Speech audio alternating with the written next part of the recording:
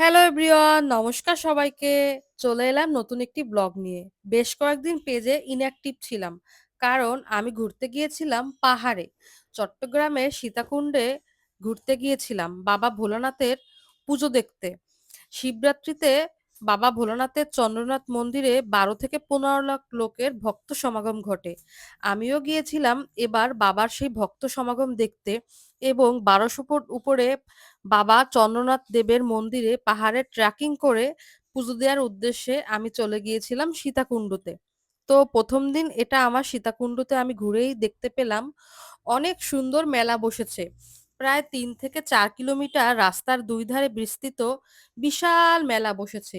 আর মেলায় সব জিনিস আছে, কি এমন জিনিস নেই? এখানে ঘর সাজানোর জিনিস, কসমেটিক, ব্যাগ, ধর্মীয় অনেক জিনিস, ঠাকুরের থালা বাসন, মালা, সবকিছু এখানে দেখতে পেলাম।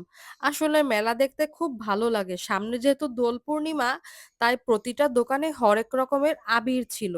তোমরা কিন্তু অনেকেই জানো আমার মামার কিন্তু সিঁদুরের কোম্পানি আছে।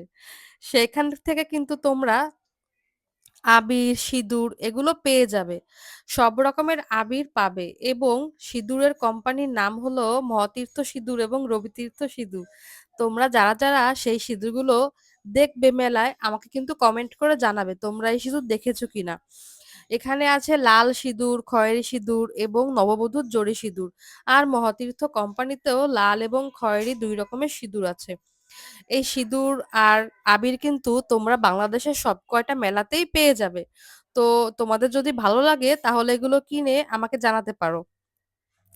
আর সীতাকুণ্ডর মেলায়ও মামার একটা স্টল ছিল, প্লাস মামা যেহেতু পাইকারি দেয়, তো সব দোকানে